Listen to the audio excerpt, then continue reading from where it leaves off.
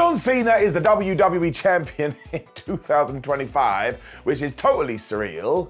I seem to be in the minority here, but I love it. I mean, it's just so novel. I never thought this was going to happen, so I'm just going to enjoy it as much as I can. Of course, the big issue now that we have to talk about is how does John Cena lose that championship? Even more so because it looks like he's about to go on a greatest hits run. I mean, we now know he's going to challenge Randy Orton at WWE Backlash. As far as I'm concerned, I don't think it will be the Viper to take that title. So now we got to get into the weeds. First and foremost, I really like the fact that WWE is keeping this simple. And yes, I know, if you go back to the last time that Cena Orton did get into it, WWE was like, oh my gosh, it's the last time they're ever going to fight. But nobody in like 2010, whatever the flub it was, thought we'd get to 2025 and we could do John versus Randy part 762. Even less did we think it would be Randy Orton as the good guy and John Cena as the bad guy. That's a huge reason why you have to do this. I've said it once, I'll say it twice. The novelty, the gimmick. I mean, how on earth did we get here? And I'm sure Cena is going to retain that title by cheating in the worst way possible. And you could even tie it back into what Randy Orton did to John Cena back in the day when he slapped the referee. The referee was like, well, now I have to disqualify you. And John Cena had that shock face. He couldn't believe it. I actually think if you do execute that right, all the fans will be fine with it too. You know the deal. We are suckers for nostalgia. The reason I wanted to underline it, though, is that I think when we are done with this, we do come out of that pay-per-view, PLE, we are not done with the classics. And do you know who else should definitely be on this list?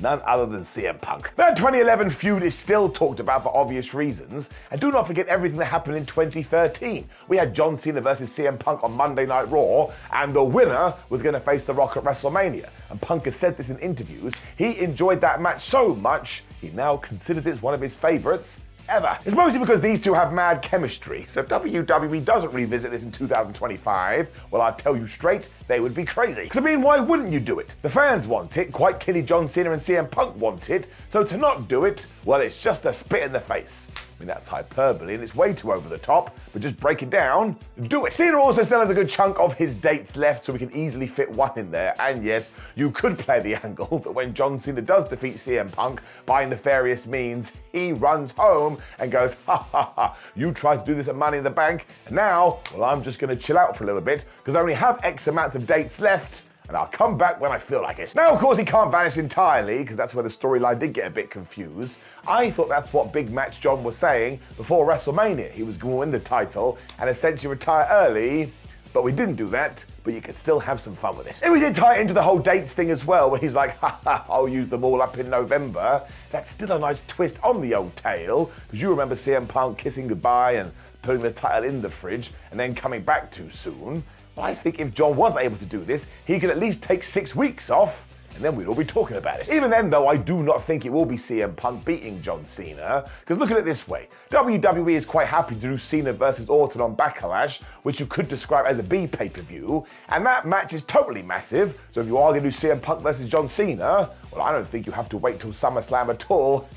Do you know what's happening in between these two events? That's right, it's Money in the Bank. What happened in Money in the Bank 2011? It was CM Punk versus John Cena. I mean, how the flub could you ignore it? It also ties into the WWE MO that they have been doing for the last few years. We shouldn't even call them B shows anymore because they're being put on in different countries or they're having absolute banger matches. So why they don't have an allure of a WrestleMania, well, you still better check them out. The June 7th Money in the Bank 2 is coming from the Inuit Dome in California. And you probably remember this. That's where the Raw Netflix debut came from too. And in that building, everybody loves CM Punk. And the finish to that is going to be difficult because you're going to have John Cena go super asshole because CM Punk shouldn't be taking many clean losses, especially because he is the babyface. But the reason I think you need to circumvent that is because, my friends, it's nice and simple. Do you know who has to beat John Cena for the WWE Super Duper Wicked Mega title? It's Cody Rhodes. So if we go back to WrestleMania 41 and the finish of the Night 2 main event, well, let's just call it for what it was. It was very controversial. Because Travis Scott got involved in a very, very silly decision. And I actually think the combo of moves that John Cena did do to defeat the American Nightmare would have been better if he had turned heel at WrestleMania. Because, of course, he pinched him in the dick, we kicked him in the dick, he hit him with the title, and then he just pinned him. And everyone's a bit like, well, that fell flat, especially because The Rock didn't turn up. But if it was the first time we'd see John Cena go bad guy, well, it would be a different story. Now, I don't even mind that Cody didn't use the championship himself on John before this, because it actually tied into what happened on SmackDown 48 hours prior. Cena even said to Cody, there will be a moment in this match where you will have the opportunity to cheat, but you're not going to do it, and that's your problem, and that's why you suck, and I rule. Therefore, when Cody did find himself in this position, he didn't want to give John Cena the satisfaction of being right, especially because Cena used to be his hero, and now he's just a piece of trash. So here's the last thing that he wants to be, and it does mean we need some context here when we do discuss it. But at the same time, if you do want to go, but Simon, it made Cody Rhodes look a little bit silly. Well, you're also correct. This is mostly because The Rock and John Cena had killed him at the Elimination Chamber. Surely he would have wanted a little bit of revenge. But maybe he's just the best of us, man. A true babyface through and through. There's also Batman rules in the sense if you have picked what you're going to do, make sure you don't do it. But actually, it also could set us up for the future. Now, I am torn whether or not we do this at John Cena's last event in December or at something like SummerSlam. Because remember, and put this back in your head, SummerSlam 2025 is the first time WWE is trying a two-nighter with a title not called WrestleMania. And you are going to have some mega matches, otherwise it's not going to work. I mean, it quite literally has to feel like hot WrestleMania. I've told you this before. The other issue we do have, if we wait till the end of 2025, is that there is a big part of the audience that already feels like Cody got mugged off. So if he waits like 7 months by the time we get there, well, maybe they think Rhodes is a massive loser and we keep booing him. I mean, why would he wait that long when he could probably make a play at SummerSlam? That also opens up the door for John Cena to have a mini redemption story and just see out the last few months going, oh, I'm so sorry and I love you. I mean, even with this turn, John Cena isn't a bad guy. And actually, we've just gotten a DeLorean and gone back 10 years because you've heard the chants, let's go Cena, Cena suck. I think Cody himself is the bigger issue because, yeah, if we do get to August and John Cena has just become the absolute biggest deckhead because he keeps bending the rules, you could even go, oh, hey, Rock, do you want to be involved? I don't think we should talk about Dwayne Johnson because, as we have seen, we never know when he's going to turn up. But if Cena has been a super troll in all his matches up to this point, when Cody Rhodes gets the title and goes, oh, screw it, man, and thumps John right in the head, well, if you do it correctly, everybody should go, yeah. I mean, he can even kick Cena in the penis before this too, and as long as John has been doing bottom of the barrel stuff, well, it should just work. I mean, you may even get the fans cheering twice as much, because big pay-per-view crowds are quite weird. And just make sure that Cody gets his belt back so we can stop going, oh my gosh, we treated Cody so badly and he needs his edge back. And it just means we can have a mini feud between now and Hot WrestleMania as John does flip once again. Just enjoys the rest of his retirement tour, probably as a babyface. It also increases the jeopardy when it comes to all of his matches, because when you don't have a title, anybody can win, and if he does go bad guy, look at all the people that's ahead of him. I mean, we talked about Punk, we talked about Cody ×2, Seth Rollins could be a guy if John Cena does become a good person again, Drew McIntyre, Hunter, Braun Breaker, and even Rusev. I mean, the last one is a little bit weird, but it could tie into everything they did back at WrestleMania, and again, would I want to see it? Yes, I would. Now, of course, there is an outlier here. It's one that I am a little worried about. We've said it already, Travis Scott. Because there is no way that he isn't getting a match eventually. That seems to be the build. And by what we've seen, well, I very much doubt that's going to be a singles bout. Therefore, he's probably going to tag with Cena against Cody Rhodes and a mystery partner that more than likely is going to be Bad Bunny. And if WWE is going to throw that much celebrity into a show, well, it's probably going to be flipping SummerSlam. As much as I do like Bad Bunny, I'm not entirely sure I want WWE to do this. I think we're going too crazy with famous people, but also to give Bad his credit, anytime he has turned up, my word, he's delivered one hell of a performance. But it does mean if WWE does decide to do this at the SummerSlam, you do get to continue the John Cena and Cody Rhodes feud as we do look towards December 2025. And yeah, maybe that's when Cody wins his belt back. Then John Cena goes, I was only kidding. And you essentially got what you got at the end of the WrestleMania match between The Rock and John Cena, where even though one had been a bad guy, one had been a good guy, they embraced each other and everyone was happy.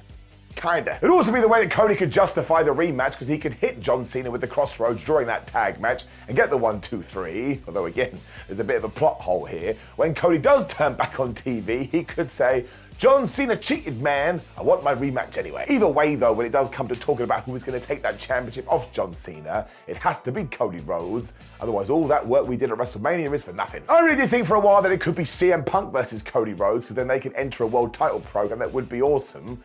But if it's CM Punk that beats John Cena, well, once again, you're just putting Cody in a very difficult position. I mean, how is Cody ever going to get cheered against CM Punk if Punk is the guy that went and sorted this out? So I suppose the only reason you would do that is if you were going to toe Rhodes heel. I just don't think it's the right time. Cena's star power will ensure that all of this is super duper whooper fun anyway, because again, he is John Cena, and we do know there's an end point here. It is December 2025, so it means we as fans could just enjoy it as much as possible. I mean, I don't think he's going to do the traditional wrestler thing of coming back for another go-around. I think he's deadly serious, and by come December, he's done. We also know that come the end of the year, John Cena is going to get cheered for this reason. So I'm just going to repeat myself. Why would you want to put Cody in that position unless he's about to go heel? He will most obviously be booed, and even if it's John Cena versus your mum in December during his last pay-per-view, it doesn't matter. John Cena is getting cheered, and your mum is in for a bad time. I mean, I suppose there's one parallel universe where that match is actually John Cena versus The Rock, which would tie into the Elimination Chamber. And let's not pretend that we wouldn't all get invested in that and the story wouldn't be there, but I just don't think The Rock can be trusted to turn up. So let's not even talk about it. So if it's not Dwayne Johnson, I really don't know who John Cena would fight in his last match. I mean, it could be CM Punk, but he'd be a bad guy. That's why I go back to Drew McIntyre's name. He's a heel that we all love to hate, and if he beat John Cena, because I do think that Cena wants to do the traditional I will lose on my way out, oh my gosh, that would send him up to the stratosphere, and probably would guarantee him a world title in 2026. And deep down, we all want that. It'd be Bron Breakker as well if you did tie it into something with Seth Rollins. And just repeat what I just said, he too would likely go on to become a world champ. Now the good thing about all of this is that there are a ton of options here because yes, John Cena just brings so much star power that when you do stick him versus anyone on a poster, well, for me at least, I get pretty pumped up. It also just amplifies when you know he is saying goodbye for real. That's why I'm just going to sit down and enjoy the heck out of all of it. I think it's going to be quite the run. We do need to make sure that we take care of Cody Rhodes, though, and not crap on him anymore, because he is the guy that's going to be there day in, day out when we do get out of 2025. And let's not forget the last 12 months. You don't have to be a fan of it, but it did amazing business-wise, and Cody is actually a white meat babyface that people cheered. We haven't had one of them for years. When you do break it all down, though, why do I watch WWE? Why do I watch pro wrestling? To be distracted and forget about all my problems? And I think really, whatever WWE decides to do to John Cena, they're going to achieve that. And yes, I'm also that guy that before Travis Scott, do you hear me? Before Travis Scott, not after, I was quite enjoying Cena versus Cody at WrestleMania. I mean, it was just such a farce in the best possible way. And what did I just say? I want to be entertained by wrestling. Mission accomplished. Now, of course, please do let me know what you think we should do with John Cena now he is the WWE Champion. How does he retire and who beats him for that belt? If you like the video, share the video and subscribe. And click the video on the screen, which is me yelling at you some more. Otherwise, I appreciate you, my friends. Thank you for joining me as always. I hope you have a terrific day. I will see you soon.